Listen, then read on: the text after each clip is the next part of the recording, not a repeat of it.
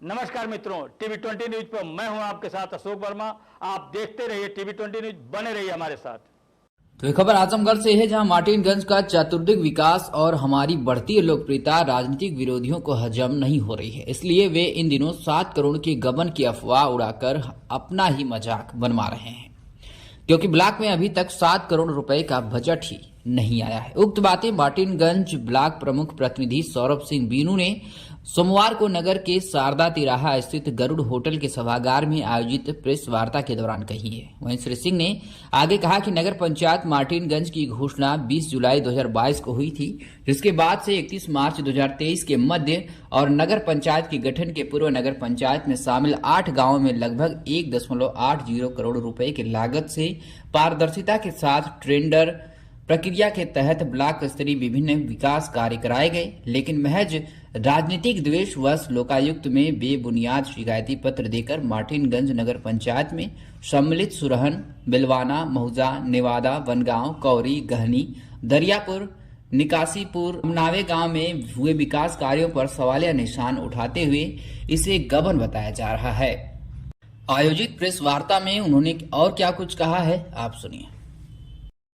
सौरभ जी, अपना परिचय देते हुए प्रेस वार्ता का क्या उद्देश्य है, अपनी बात रखिए। आप सभी पत्रकार बंधुओं को मेरी तरफ से नमस्कार। मैं सौरभ सिंह बीनू, ब्लॉक प्रमुख प्रतिनिधि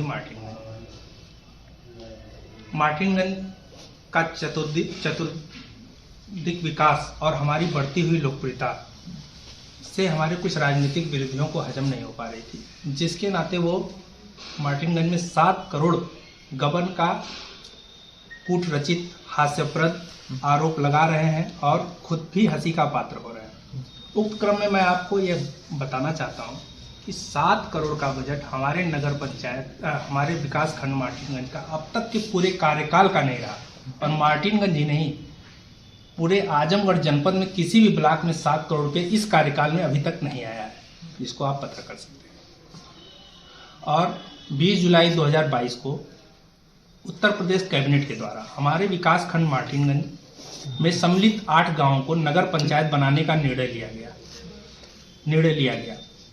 उक्त नगर पंचायत में शामिल गांव सुरहन, बिलवाना, मौजा, नेवादा, दरियापुर, निकासीपुर, बनगांव, कौरा, गहनी, अमनावे, इन सभी गांवों में विकास खंड मार्टिनगंज के द्वारा लगभग 1 करोड़ 80 लाख रुपए का जनहित से जुड़ा हुआ विकास कार्य टेंडर प्रक्रिया को पूरा करते हुए कार्य समापन के बाद कार्य का स्थलीय परीक्षण करते हुए एमबी के अनुसार जो भी भुगतान हुआ, भुगतान की कार्रवाई की गई। लेकिन कुछ विकास विरोधी मानसिकता के लोग नगर पंचायत की घोषणा के बाद और नगर पंचायत गठन के पूर्व के बीच मध्य में कराए गए इन कार्यों को गबन बताने का काम लोकायुक्त कोर्ट में कर रहे हैं। जबकि मैं आप सबको ये बता दूं कि प्रमुख सचिव नगर विकास, शासनादेश मेरे पास है, प्रमुख सचिव नगर विकास का 22 अगस्त 2022 को स्पष्ट शासनादेश था कि पूरे प्रदेश में जो भी नई नगर पंचायतों का गठन हुआ है या जो भी ग्राम पंचायतें सीमा विस्तार में नगर पंचायतों में शामिल हुई हैं, उन सभी ग्राम पंचायतों में सभी ग्राम प्रधान 31 मार्च 2023 तक काम करेंगे। उसी क्रम में सभी कार्यदायी संस्थाएं, विकासखंड, ब्लॉक, अन्य सभी कार्यदायी एजेंसियां 31 मार्च 2023 तक पूर्व की भांति कार्य करते रहेंगे। और उसी अनुक्रम में पूरे प्रदेश में जितने भी नगर पंचायत नई गठित हुई थी या सीमा विस्तार में जो भी गांव सम्मिलित हुए थे, सभी कार्यदायी संस्थाओं ने काम किया। सभी ब्लॉकों ने उन नगर पंचायत में सम्मिलित गांवों में 31 मार्च 2023 तक काम किया। सभी प्रधानों ने 31 मार्च 2023 तक काम किया।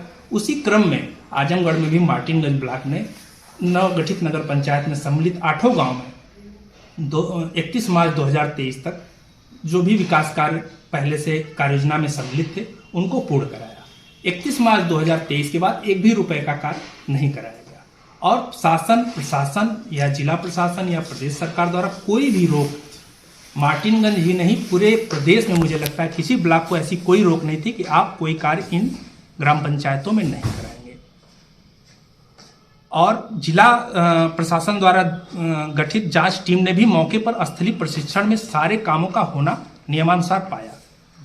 और जांच रिपोर्ट में जिस निकासीपुर में बिना कार्य कराए भुगतान की बात की जा रही है, निकाशीपुर में उक्त कार्य पर 1,10,000 रुपये का भुगतान क्षेत्र पंचायत द्वारा किया गया है। मौके पर स्थलीय विवाद होने के कारण कार्य प्रारंभ नहीं हो पाया, लेकिन भुगतान के सापेक्ष मटेरियल मौके पर पड़ा हुआ है। जैसे ही विवाद समाप्त होगा उक्त कार्य को पूर्ण करा दिया जाएगा। मार्टिनगंज ब्लॉक या मार्टिनगंज नगर पंचायत को विकसित करने का ही हमारा संकल्प है और आने वाले समय में पूरे प्रदेश में मार्टिनगंज ब्लॉक, मार्टिनगंज नगर पंचायत विकास के मामले में सर्वोच्च स्थान प्राप्त करने का गौरव प्राप्त करेगी। मात्र राजनीतिक लाभ के लिए हमारी छवि को धूमिल करने वालों को लोकायुक्त का निष्पक्ष निर्णय खुद जवाब देगा। ये सारा आरोप, सारा भ्रामक बातें सिर्फ हमारी छवि को धूमिल करने के लिए राजनीतिक साजिश है, राजनीतिक और सोची समझी साजिश है। धन्यवाद।